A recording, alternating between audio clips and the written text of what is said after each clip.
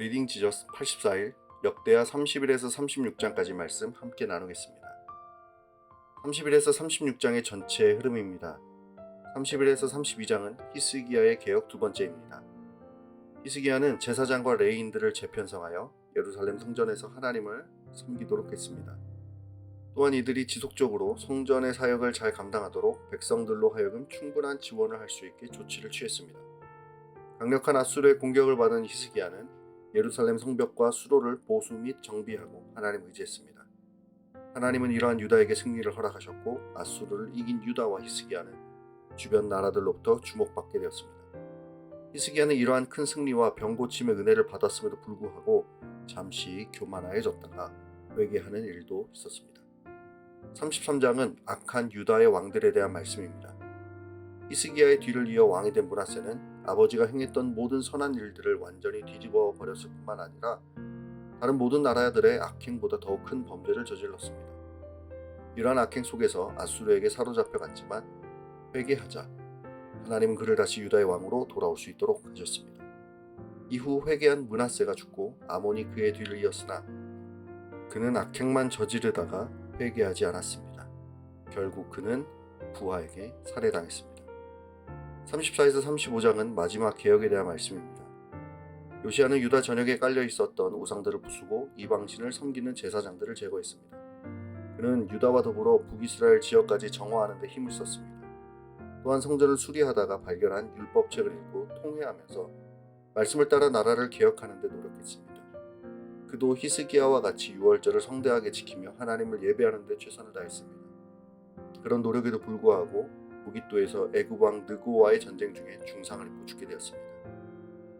36장은 유다의 멸망과 꺼지지 않은 희망에 대한 말씀입니다.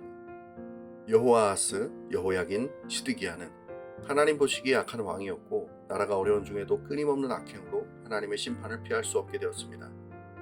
그 결과 선지자 예레미야의 경고에도 불구하고 돌이키지 않았던 유다는 바벨론에 의해 망하게 되었고 이미 예고되었던 포로 생활을 하게 되었습니다. 하지만 다윗과 하셨던 약속을 잊지 않으셨던 하나님은 말씀대로 포로 생활을 마치게 하셨고 바사의 고레스를 통해 다시 고향 땅으로 돌아올 수 있게 하셨습니다. 역대하 31장에서 36장의 말씀 속에서 우리에게 허락된 복음의 진리를 발견하길 원합니다. 첫 번째, 언제든 돌이키기를 기다리시는 하나님입니다.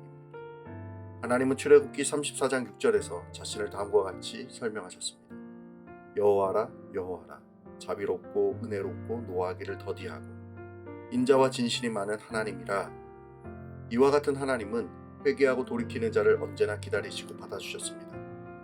때로는 열왕기상 21장 27절에서 29절에 기록된 아합의 일시적인 뉘우침도 받아주시고 오늘 본문의 히스기야와 므낫세의 회개도 받아주시는 분이 바로 자비롭고 은혜로우신 하나님이십니다.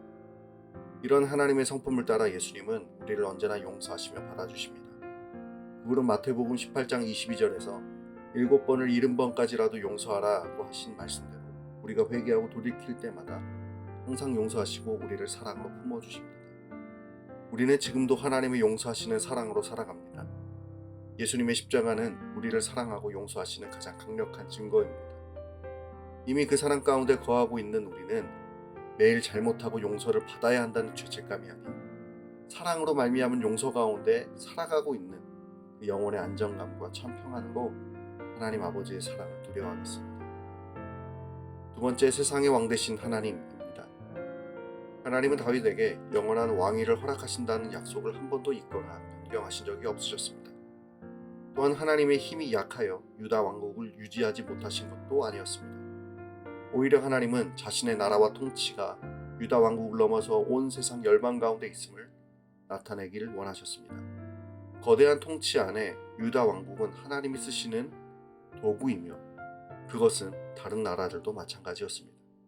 세상을 구원하기 원하시는 하나님은 당시 세상의 강력한 통치자였던 고레스를 통해 자신의 뜻을 나타내 보이셨습니다. 그리고 이러한 하나님의 일하심은 많은 나라들과 통치자들을 통해 이루셨고 지금도 여전히 하나님은 강력한 통치로 세상을 경영해 나가십니다. 말씀을 통해 우리 자신의 모습을 돌아보고 하나님 앞에 결단하기 원합니다. 우리의 연약함을 이미 다 아시고 용서와 용납하심으로 품으시는 하나님을 바라봅니다. 넓은 아버지의 마음을 알고 이제는 더욱 주님을 닮아가는 삶으로 우리를 인도해 주시기를 원합니다. 선한 왕 요시야의 죽음과 같이 우리의 삶에는 이해되지 않는 일들이 벌어지곤 합니다. 사회, 정치, 경제, 문화 등 세상의 각 분야와 나의 주변에서 벌어지는 여러 가지 상황들은 이해되지 않는 것 투성입니다. 하지만 세상을 다스리시는 선하신 하나님의 통치와 당신의 뜻이 이루어질 것을 믿고 기다립니다. 오늘도 믿음으로 당신의 나라를 기다리는 삶을 살아가게 하옵소서.